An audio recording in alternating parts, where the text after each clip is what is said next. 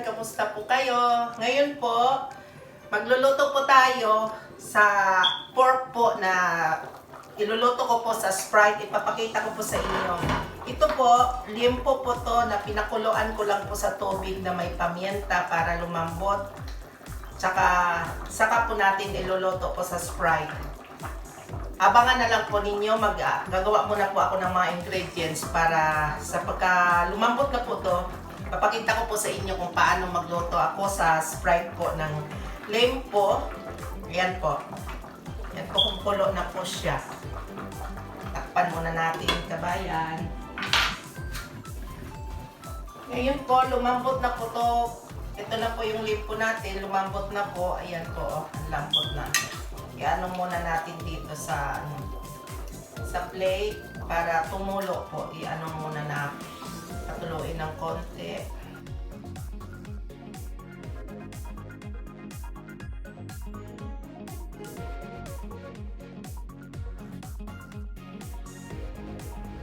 Kabayan, ito po, mainit na po yung mantika. I-fry lang natin konti itong nilaga nating liempo para pumula po. Konting ano lang, yung toasted po. Yan na po, kabayan. Yan na po. Pinirito po. So, namula na. Kukunin na po natin. Ano na po tayo ng tumatalsik kamay. Yan na po. Kukunin na natin. Yan, makula na. Ano po yung liempo natin. Ngayon po, kabayan, ito na po, binalik ko po itong lutuan natin. Ito po yung Sprite po. Ilalagay po natin dito sa kawali. Yan.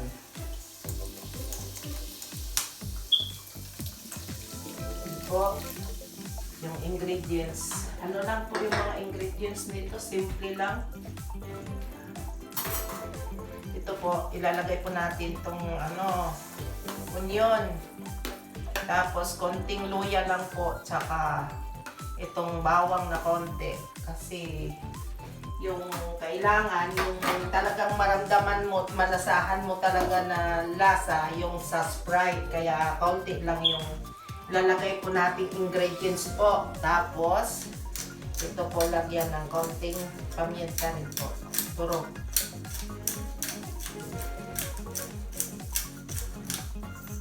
Ayan. Tsaka, kunting patis. Mimix ko na kaagad po yung niya, palasa po. Mamaya na itong oyster. Ito po, sugar. Lagyan po natin ng konting sugar.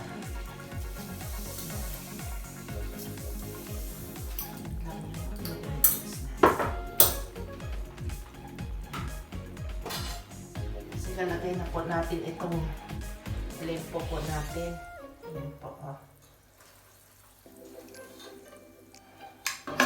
Yan.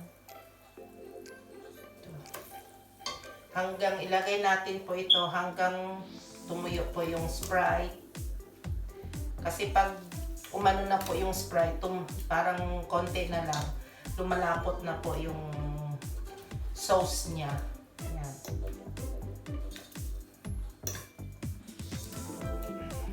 Napakita ko na lang po sa inyo. Okay na to pagluto. Ayan.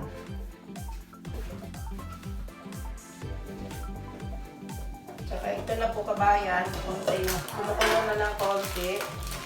Lalagyan ko po ng anis po, anis. Ayan po, anis.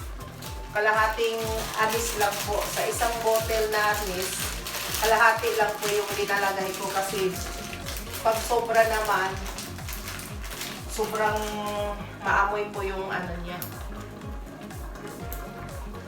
Kaya, ayan po, dalawang bote lang po yan. Dalawang bote lang po yan para di masyadong mabaho, maamoy ba. Yan lang po. Binili lang namin to sa Asia. Yan lang po yung mga ingredients po natin. Antayin lang natin na maubos yung sauce niya. Matuyo pa. So ito, lagyan po natin ng konting asin na. Konti lang po. Yan.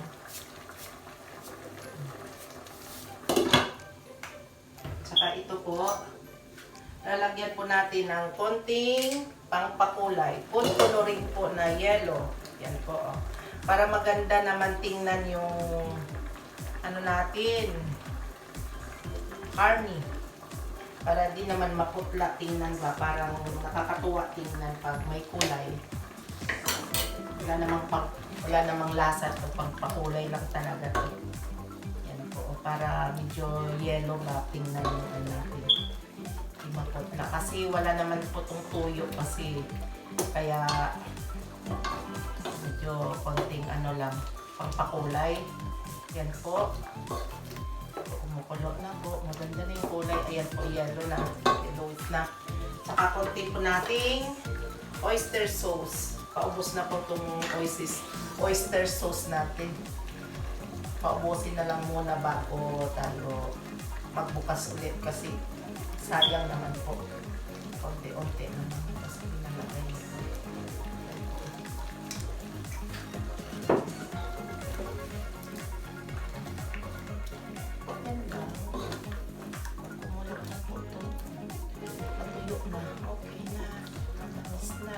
Sprite, matamis. Kaya parang sweet and sour lang po ito.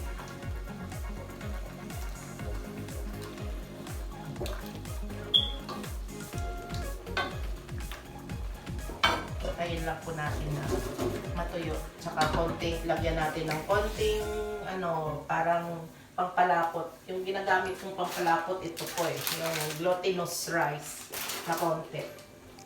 Pag meron namang ano, harina, pwede din. Ngayon po kabayan, ilalagay na po natin itong konting ano po, glutinous rice para pangpalapot po niya. Ayan lang po. Konti lang po para hindi masyadong ano ba yung lapot niya kasi pangit naman po pag sobrang lapot po. Ayan. Ito na. Okay na po yung sauce natin. Ayan na, malapot na po. Ayan, kumapit na sa ano po natin, sa pork. Ayan po, oh. Ayan, ang ganda na. Ayan. Tsaka maganda yung kulay po niya, parang nakakaakit kasi medyo yellow po. Ayan, ang lambot kasi.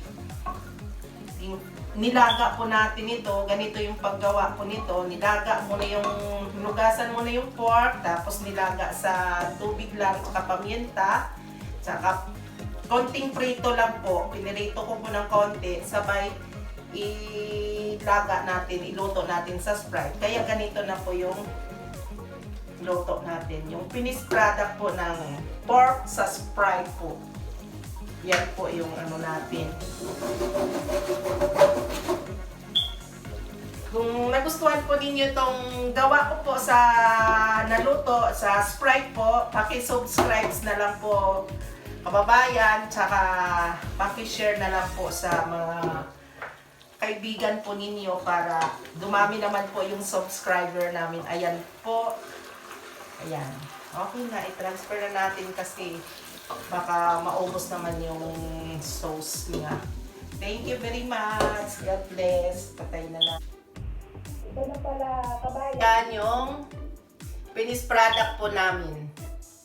Yan po yung niloto ko po. Maganda po kasi medyo ano po yung mapula-pula po tsaka madilaw yung ano niya. Kaya ito po. Yan po yung finished product natin sa niloto ko po sa Sprite na pork. Thank you very much!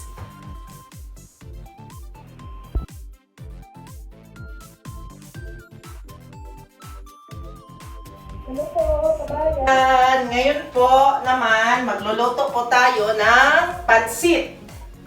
Ito muna, mag-isa po tayo ng mga ingredients. Bawang lang po. Yan. Ligisa po natin yung chicken. Po. Antayin lang po natin mag-brown po kabayan yung ano niya, yung bawang. Tapos isunod po natin itong sibuyas po. Simple-simple lang po itong pagluluto. Kasi lahat po tayo nagluluto po ng pansit. Kaya kanya-kanya lang pong style. Kaya ipapakita ko lang po yung pagluto ko naman po ng ng chicken. Ayan po. Ayan. Lalagay po natin yung hinimay pong chicken na nilaga po na po to. Ito po yung ano niya, sabaw. Ayan po.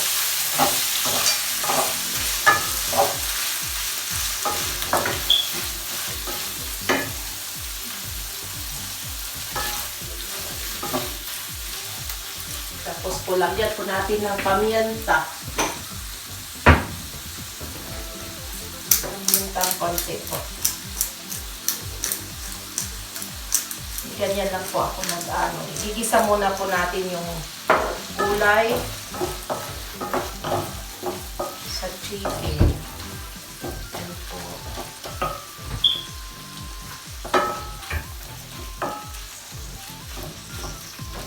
Tapos lagyan po natin ng konting tuyo. Konting tuyo, dato puti. Kahit dito po kami sa London, dato puti pa rin yung gagamitin natin yung talagang atin po sa Philippines. Yun lang, mahirap-hirap lang maghanap. Doon po sa Asian shop pa po kami bumibili. Kaso, dito nga kami ngayon nasakit, kaya iba na po yung lugar. Dati doon po kami sa London. Kaya medyo sanay na po kami doon. May bibilahan na talaga kami. Eh ngayon, dito na po kami sakit, kaya maghanap po kami ng Asian shop na mapilhan ulit. Yan. Ito na po, medyo okay na po yung pag-isa po ng chicken po. Kaya lalagyan po natin ng konting patis po para may lasa pa po. Malasa, saka konting asin po para balanse. Yan.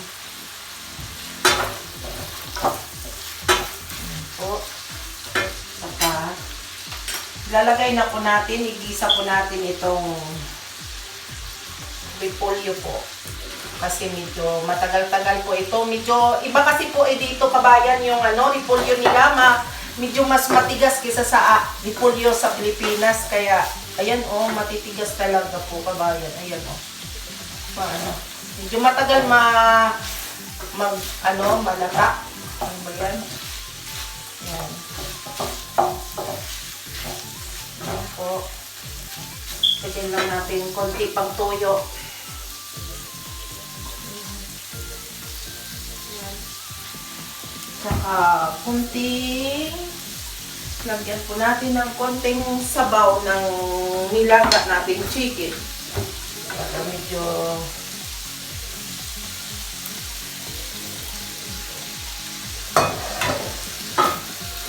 kasi baka matuyo naman.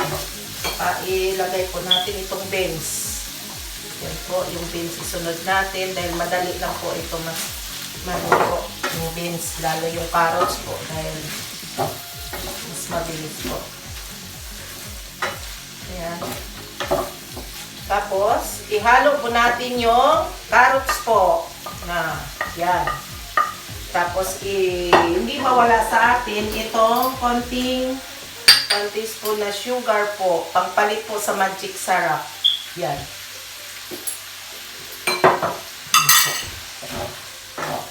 Yan lang. Ganyan lang po ako gumawa po ng panghalo po sa pansit.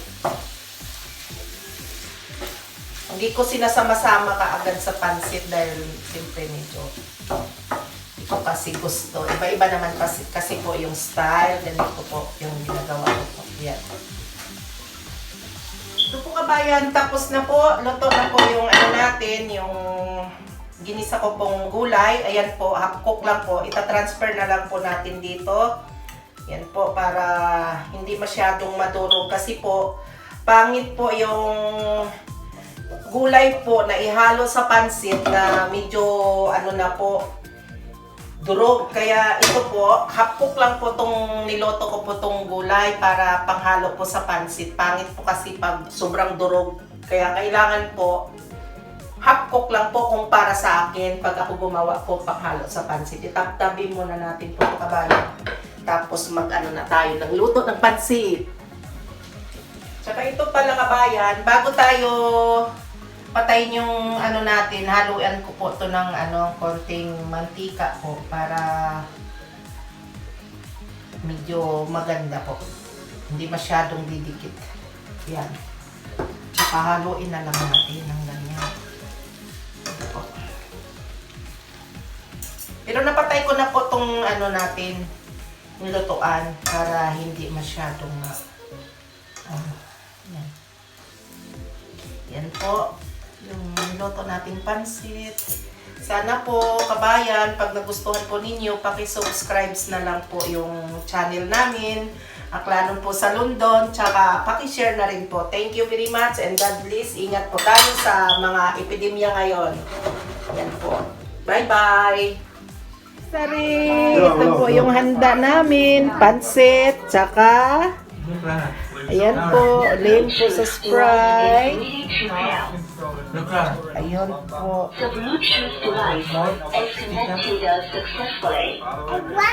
Sa 34 anniversary na wala yung handa namin sa 34 years na anniversary namin.